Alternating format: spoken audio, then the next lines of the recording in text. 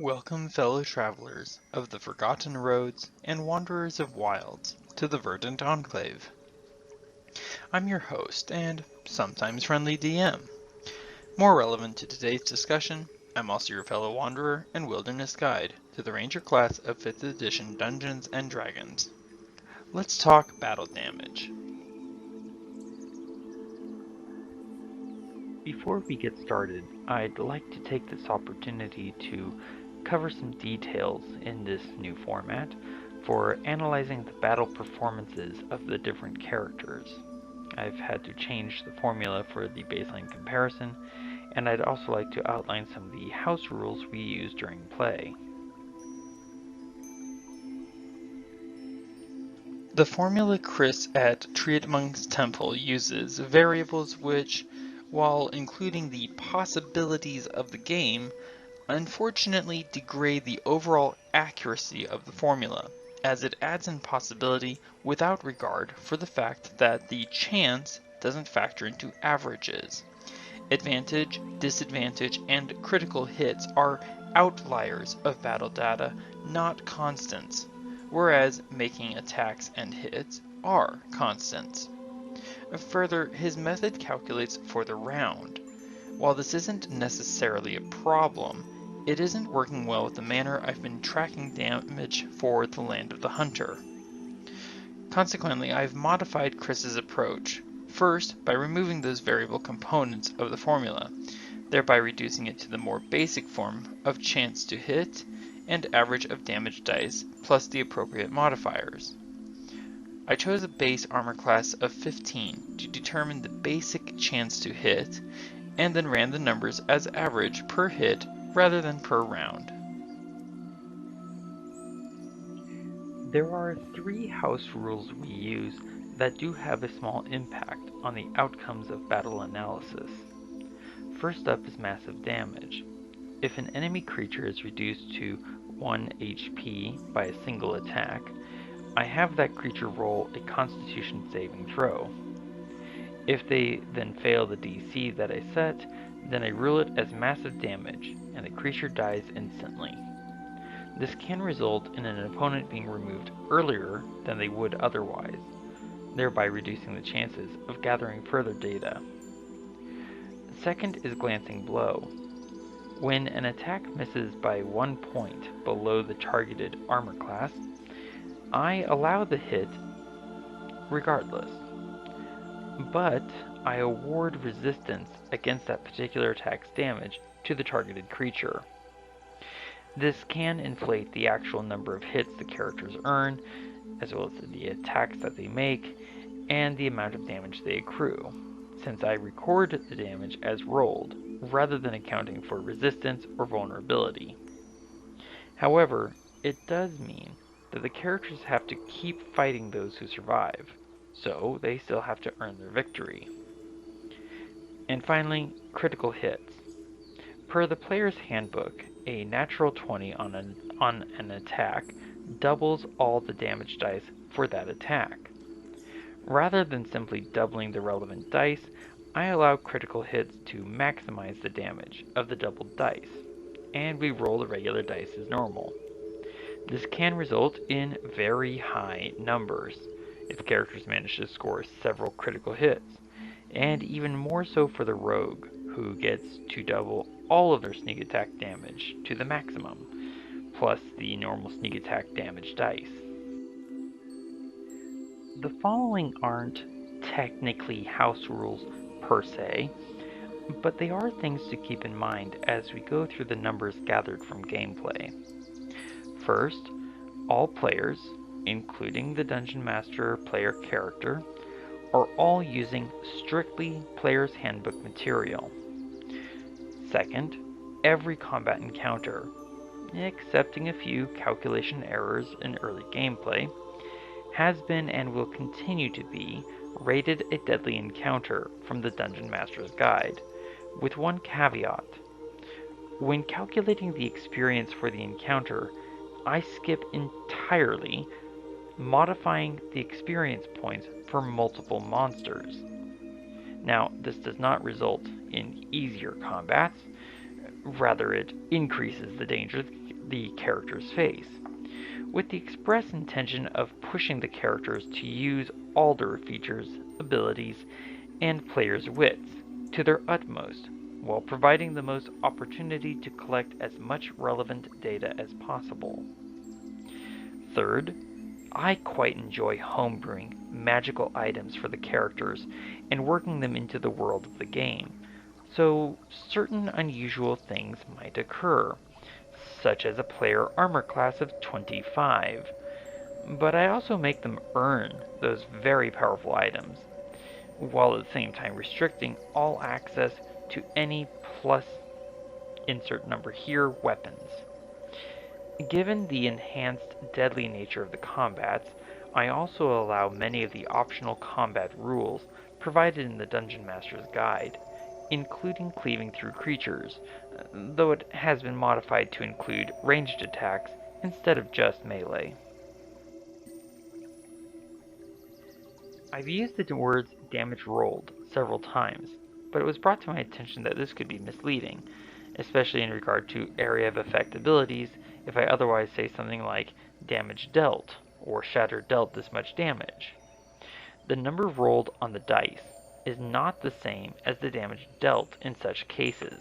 For example, if I as the ranger use Hail of Thorns, I roll the damage once and apply that to all affected creatures. If I use the terminology of dealt, then I should be accounting for the damage dealt to all the affected creatures. This, however, can be something that might end up being visually unverifiable, as I do not always have the recording screen aligned properly. For the sake of clarity and transparency, then, I have been and will continue attempting to record only the damage rolled, as that is visually verifiable in the chat window. Keep in mind that this could potentially undersell the value of certain AoE abilities and spells, since I won't be reporting how much total is dealt. I could try to report on the number of creatures affected, as well as whether they succeeded or failed on any relevant saving throws, but it will be a major alteration to the style of reporting previously done. If you want me to start tracking those details as well, please let me know in the comments below. Otherwise, I will continue as I have been. There have been two primary questions I am examining in this adventure, but I chose to add an extension to one of them, as it is a statement I've heard before in relation to rangers. The original two questions are, does the ranger need Hunter's Mark in order to do comparable damage? And, are fighters better as archers than rangers? The extended question is, do rangers need their spells in order to keep up with martial class damage output? To clarify, comparable should be understood as equivalent. In other words, in order for the question to be regarded as yes, then rangers would have to use Hunter's Mark in order to do the same damage as a fighter or a paladin or a rogue, or any of the other martial classes. If Hunter's Mark is not needed in order to accomplish comparability, then the question would be answered no. Let's get started with Thea the Rogue, Thief subclass, level 17. Of the subclass features, Thea used Fast Hands 10 times successfully, Second Story Work 13 times in order to get into better or necessary positions for combat, and Supreme Sneak 1 time. Use Magic Device was used 2 times, once for a Paladin spell scroll and the other for the Staff of Healing. General abilities are those abilities which anyone can have or choose, such as feats, of which Thea has Athlete, Dual Wielder, Sharpshooter, and Skulker. Athlete was used 7 times to overcome movement restrictions and outmaneuver opponents. Dual Wielder was used 9 times to somewhat increase offensive options, but also to gain the +1 to armor class. Sharpshooter was used 9 times successfully out of 12 uses, adding 90 points to Thea's total damage rolled for this level, which is 6% of the level's total. Skulker was used to mitigate disadvantage on perception checks, hide, or remain hidden successfully 8 times. Over the course of level 17, Thea made 42 attacks, 37 of which were hits, for a hit-to-attack ratio of 88.1%.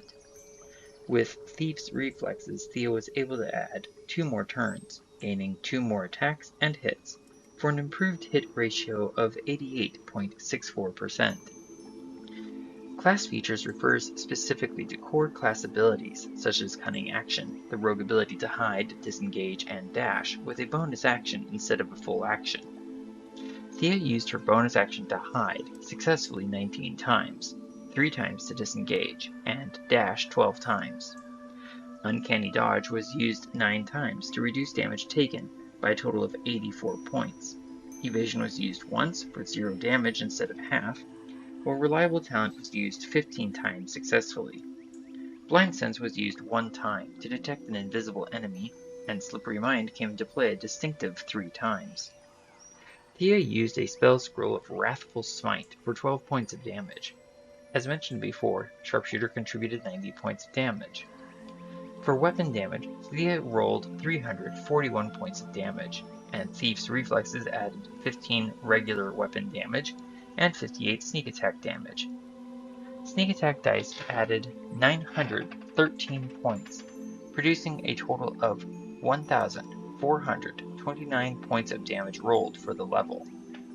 Looking at the average per hit, weapons only, Thea achieved 9.22, which is 2.68 below the baseline for this level. However, when all applicable damage, which would include Wrathful Smite, is added in, Thea's average per hit becomes 36.64, which is 24.74 above the baseline. Let's move on to Adrian the Fighter, Eldritch Knight subclass, level 17. General abilities are features which anyone can choose and use, while subclass features are limited. As a fighter's access to magic is a subclass choice, Adrian's magic usage for level 17 will be reported here. For his subclass features, Adrian used Eldritch Strike 0 times. War Magic was used 2 times, to action, cast a cantrip, and bonus action, attack with a weapon. Arcane Charge was used 8 times to teleport. Message was used 1 time. Firebolt was used 2 times, reducing 11 points of damage, which is 1% of this level's total damage rolled. Expeditious Retreat was used 1 time for 5 dashes. Shield was used 10 times, including twice from spell scrolls. Melf's Acid Arrow was used 1 time for 15 points of damage, 1% of total damage rolled. Scorching Ray was used once for 21 points of damage, 2% of damage rolled. Lightning Bolt was used 1 time for 32 points, another 3% of level damage rolled. Fly was used 1 time. Gust of Wind, Fireball, Dancing Lights, Minor Illusion were all used 0 times. Keep in mind that this is only reporting the damage rolled, not the damage dealt. Spells like Lightning Bolt affect more than one creature at a time simultaneously, but the damage is only rolled once to be applied to multiple targets. Warcaster was used roughly 5 times to cast spells while hands were full, and 10 times for advantage on Constitution saving throws against damage for concentration. Mobile was used to negate difficult terrain 1 time, and to negate attacks of opportunity 13 times. Alert was used distinctively 13 times.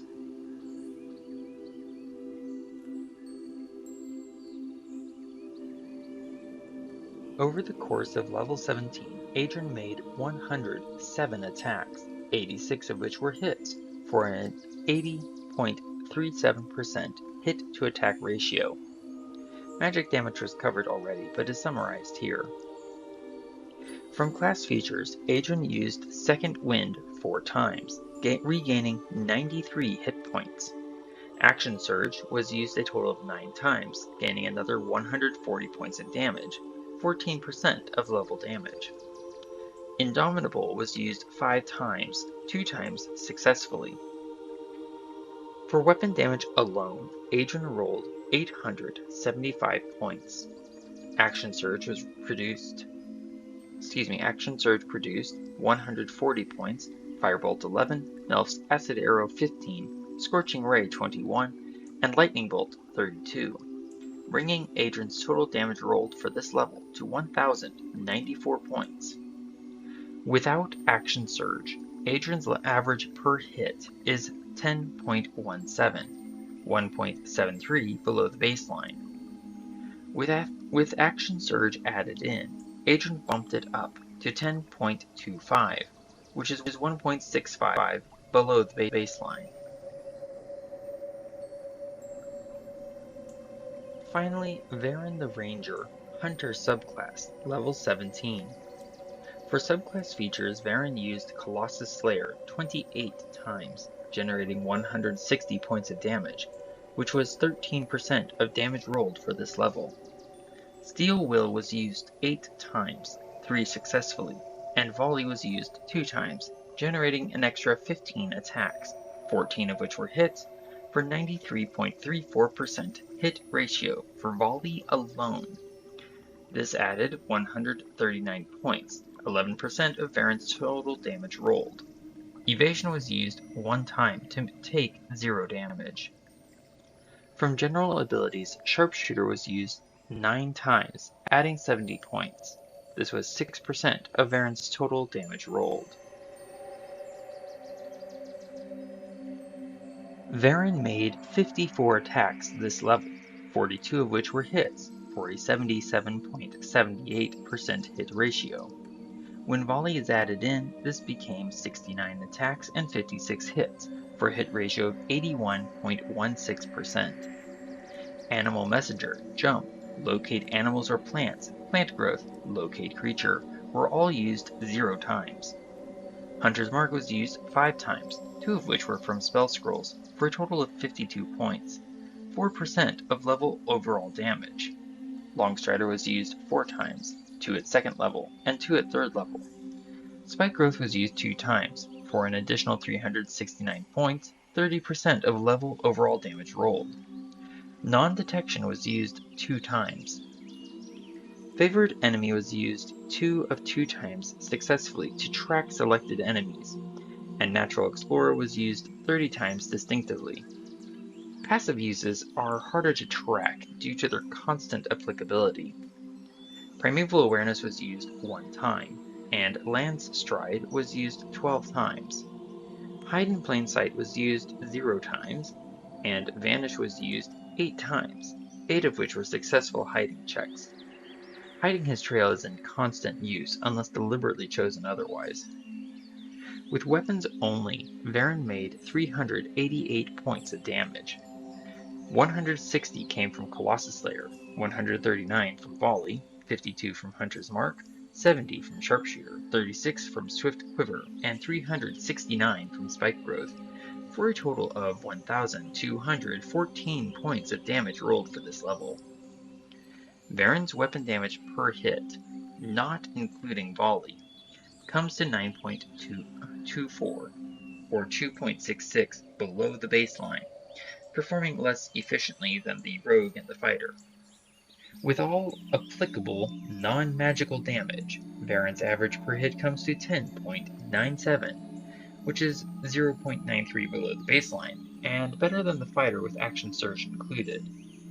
When all relevant damage is included, consequently excluding Spike Growth, Varen's damage per hit becomes 12.24, 0.34 above the baseline.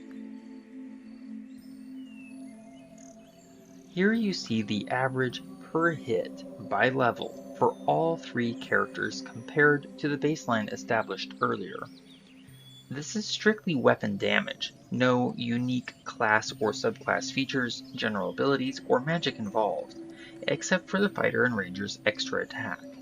The blue line is the baseline, the orange line represents Varen's progression, the gray line represents Adrian, and Thea is represented by the yellow line. Keep in mind that the baseline assumes a constant enemy armor class of 15, which is not happening for all enemies in gameplay at these levels, and also does not take into account the possibility of critical hits, natural ones, advantage or disadvantage. Further, This does include one unique aspect of the fighter, that since 11th level, the fighter can make an additional extra attack. Due to my own lack of preparation, I am not able to sparse that ability out. As you can see, without their specific class features, even with extra attack, the individual classes struggled to maintain the baseline past level 7.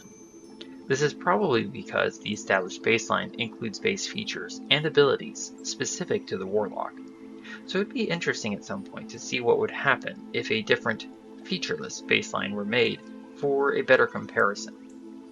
In the meantime, let's add in the other applicable damage riders.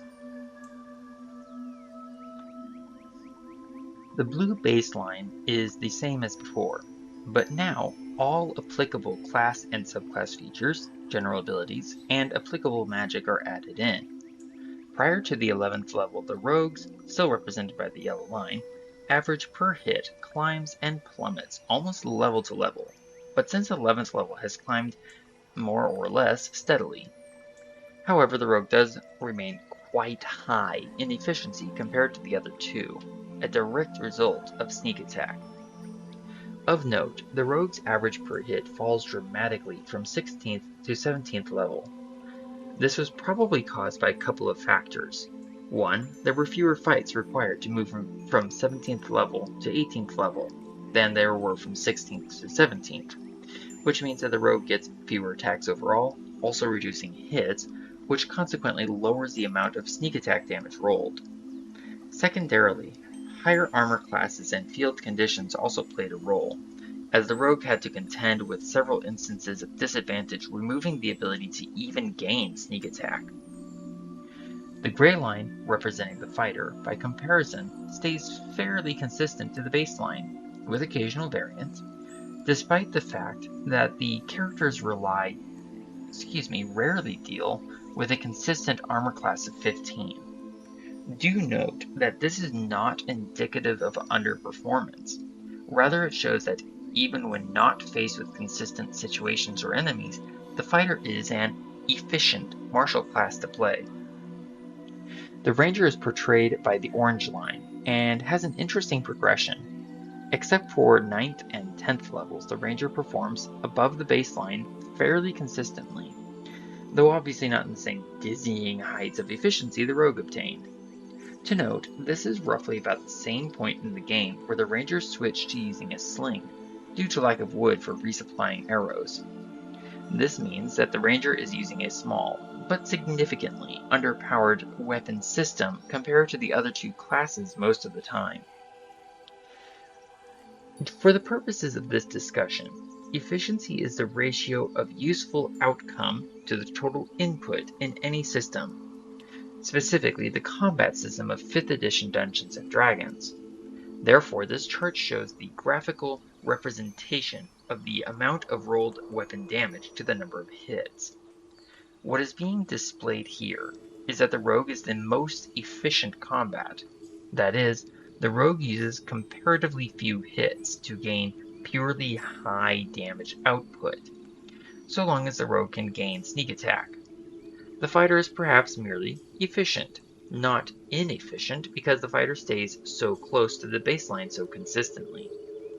The Ranger would therefore be considered as a good efficiency combatant, performing more often than not above both the fighter and the baseline. On this chart, a character performing below the baseline would be considered as inefficient. With the efficiency of the characters established, let's move on to the damage output. Appearing now on screen are each character's total damage rolled per level from 1st to 17th level. This metric is measuring the damage rolled, not damage dealt. This consequently ignores situational aspects such as immunity, resistance, and vulnerability. As the graph's title says, this is based on solely weapon damage rolled, without unique features like sneak attack, action surge, Colossus Slayer, or volley, no abilities like sharpshooter, and no magic such as Hunter's Mark or Lightning Bolt. It does, however, include extra attack, as this feature is much more difficult to sparse out than I had anticipated or prepared for. Consequently, the fighter's extra attack gained at 11th level is still being included on this graph, as is the ranger's extra attack at 5th level. This metric should still help us determine how necessary ranger's magic is in order to be comparable to at least the rogue and the fighter. Let's jump in. The blue columns represent the ranger, the orange columns are for the fighter, and the gray columns are for the rogue. The ranger has outperformed the other two classes 10 out of 17 levels. The fighter has outperformed the other two classes 6 out of 17 levels, and if you are watching, you will see that all 6 of those occurrences are after 11th level, when the fighter gained the additional extra attack. The rogue has passed the other two classes 1 time out of 17 levels. Thus far, the ranger has dealt more damage 58.82% of the time, the fighter 35.29%, and the rogue 5.88%. These damage totals do exclude the ranger's magic and features, suggesting so far that Hunter's Mark is not required for a comparable performance from the ranger, though it does help a little with the ranger's combat efficiency as shown on the previous chart. Further, this suggests to me that, so far at least, the ranger does not need their magic in order to keep up with the fighter or the rogue, as the ranger has surpassed the other two classes more times than not. But now let's take a look at what happens when all the relevant features and abilities are in. Now class and subclass features, general abilities, and magic have been added in. This does include secondary environmental damage, but note that this graph only includes damage rolled, not damage dealt. So if an effect hits more than one creature, I only capture the damage rolled.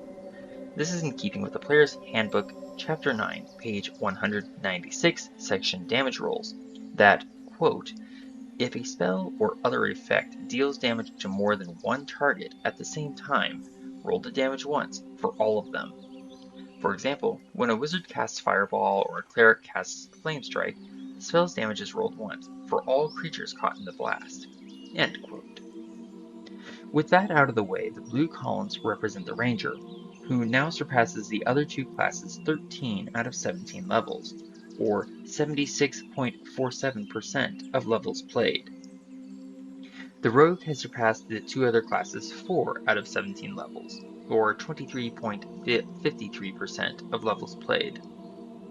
The fighter has surpassed the rogue 6 out of the 17 levels played, but has not surpassed the ranger once.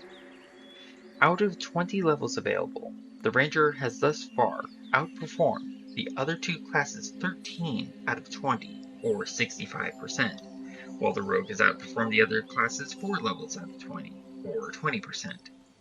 The fighter has outperformed the rogue only 6 levels out of 20, not once the ranger, and 3 levels remain out of 20 for the leftover 15%.